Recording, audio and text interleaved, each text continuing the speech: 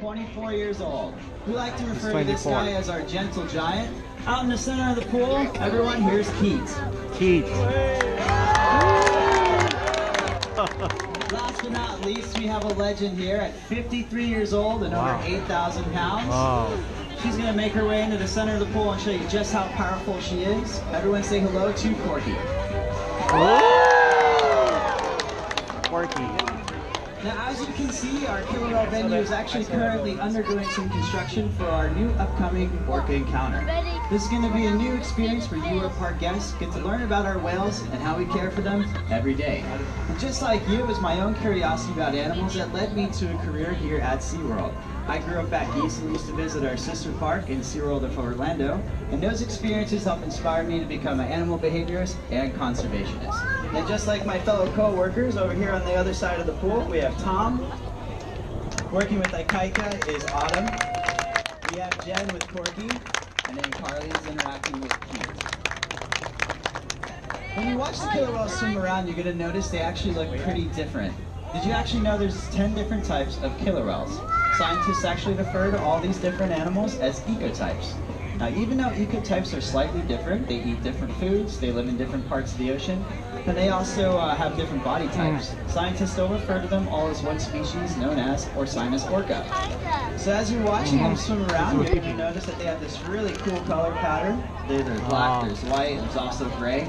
This is known as disruptive coloration. This is actually a type of camouflage the animals use so that they can actually sneak up on their prey. When you watch the animals swim around, you're going to notice on their back they have that dorsal fin. A common question we get a lot is why do some fins curve and why others don't? To understand the answer to this question, you need to know the anatomy of the dorsal fin. Inside that dorsal fin, there is no structure such as bone to hold up the height and the weight of that dorsal fin. So if an animal decides to spend more time at the surface, whether here at SeaWorld or out in the ocean, gravity can encourage that fin to curve to one side. Now, a good thing is it doesn't affect them in any way, is because the fin is actually there for stability. Now, at the bottom of their body, they have these two large tail flukes. This is also known as their powerhouse. This is what helps propel them through the water. You're also going to notice on each side of their body, they have these pectoral flippers. Now, unlike the dorsal fin, these do have bones and muscle inside. They actually use these pectoral flippers for swimming and for stopping. What's really cool is if you look at an x-ray inside those pectoral flippers, it's going to resemble the image of a human hand.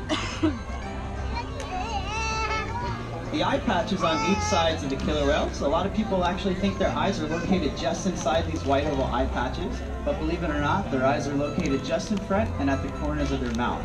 Along with the gray saddle patch behind the dorsal fin, scientists believe that they'll use these markings on their body to help coordinate social behaviors such as hunting and swimming.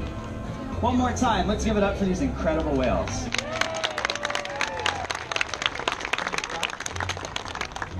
Another common question we get here at SeaWorld is, do the whales talk to each other? Killer whales and other types of dolphins use different methods to communicate with each other. One way is through vocalizations. They have a muscular flap that covers their blowhole, and they're able to force air out at different pressures and make sounds. Let's listen.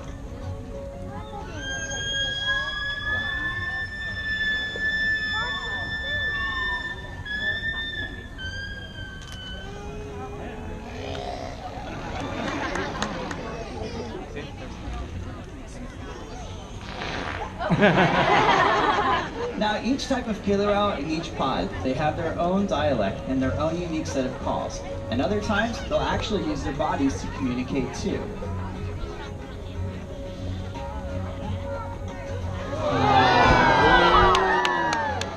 Now, a jump like that is called a breach. Ikaika made a sound on top of the water. So when the whales use their bodies to make a sound on top of the water like that, they're actually making a commotion above and below the surface of the water. They could be doing this to scratch an itch, display a little power, or even to get the attention of other whales. So we just learned how the whales talk to each other, but how do we talk to our killer whales? Or communicate with our animals, actually. We actually use hand signals to communicate with our whales. Now, this ongoing communication is a very important part of building the strong relationships we have with our animals. And because of these strong relationships, something we're able to do is train husbandry behaviors. Now, husbandry is a fancy word that means animal care. So anytime the animals are participating in a husbandry behavior, they're actually participating in their own health care. You can see over there on the far side of the pool we have Keith. He's in a ventral lineup, and he's actually presenting his tail flukes to Carly. Now, right at the surface of their skin there in those tail flukes, they have a variety of veins. Now, our vet staff can come out here and actually collect a blood sample right from one of those veins. We check their blood monthly to be sure that we're being proactive with their health. Now, slide-out behaviors are very impressive behaviors, and they're great photo opportunities, but this is actually how we weigh our whales. So you can see Ikaika over there on the far side. Oh, awesome. We actually have a large scale in one of our adjacent pools, and we weigh our whales weekly to make sure that calves are growing properly and that our whales are staying healthy. High energy behaviors such as those fast swims and those breaches you witnessed earlier, these are behaviors that help make us sure that our whales are getting the exercise they need every single day. Killer whales are also among the fastest animals of the ocean. They can swim up to 28 miles an hour. Oh, wow. But what's even more impressive, other than their speed, is their ability to get all of their body weight up and out of the water. So Ikaika is actually going to demonstrate that right now for you. Here comes 7,000 pounds up and out of the pool. Oh. So food, exercise, physicals from our veterinarians, these are all very important things that we must give our animals so that way they have a good quality of life. But another important aspect that's very important to us is to make sure that their minds are also stimulated and challenged too. The question we get here is, how long does it take to train the animals? And it's hard to answer that because they're always learning throughout their entire lives. Even Corky at 53 is learning new things every day. So when we do training sessions, you're going to notice that we use a variety of different tools. And we're actually going to share a learning session with you today. You can see we have these sticks that have these little cotton ball-like things at the end of the pole there. This is known as a target pole. The animals are actually conditioned to touch the end of this bead. And this is how we can show them or encourage them the movements that we're trying to teach them. Our way of telling the animals good job is with these whistles that we have around our necks. And then also you'll see Tommy has that yellow box. Sometimes it's difficult for our animals to hear this whistle below the surface of the water. So we actually do have a hydrophone that will play a tone underwater that communicates to the whales, good job. So we have a lot of different types of interactions we do. So one you're going to see now is where we're having our animals cooperate with each other. We call this team contingent behaviors. So that means that the animals will learn that we all have to do something together. So we're going to ask the animals the behavior. In the center of the pool here, we're actually going to ask them to do what we call a slow spin in the center of the pool here. And you're going to see the animals have to kind of talk with each other underwater and say, okay, where are we going to come up? All right, here we come. So here they come up and out of the water. It looks like Corky beat them to the center of the pool there. That's okay. But you can see the three of them are all working together and they're all spinning together. Now you guys can, give them a round of applause. The animals do feed off of energy. Praise is one of the ways that we do reinforce the whales. We also give them fish. Of course, we give them fish, but we also give them gelatin, ice cubes, rub downs. We have hoses. We have lots of different toys that we can offer the animals. Because if I always gave you a slice of pizza every time you did something, it may not be that fun. So we try to make sure that we're pretty variable with the animals and try to make sure that we're keeping them engaged. So you can see now we're asking them to do a slow perimeter swim around the pool here. This is also known as pod swimming. And then they're using those powerful tail flukes to actually slap the surface of the water here. This is also a hunting technique that you'll see wild animals do. They'll actually use these tail flukes and they can actually stun big balls of herring. Awesome. Now it looks like the animals did the incorrect behavior. So watch what happens when the animals return back to the trainers.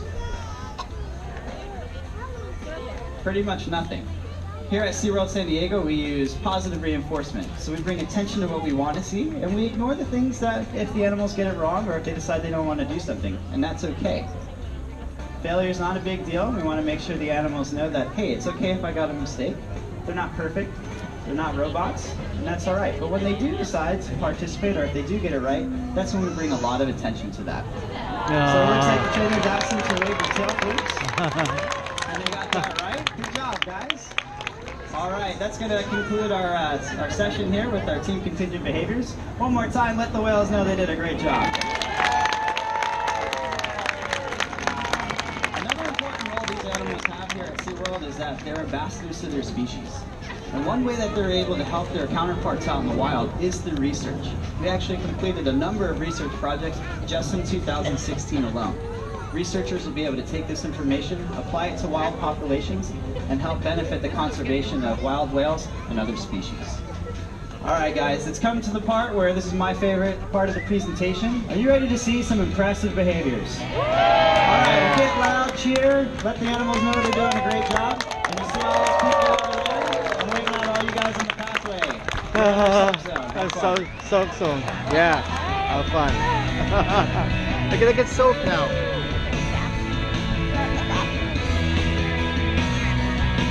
Oh, so.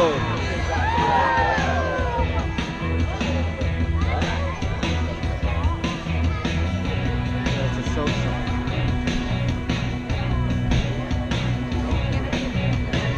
I know. Whoa! Slack.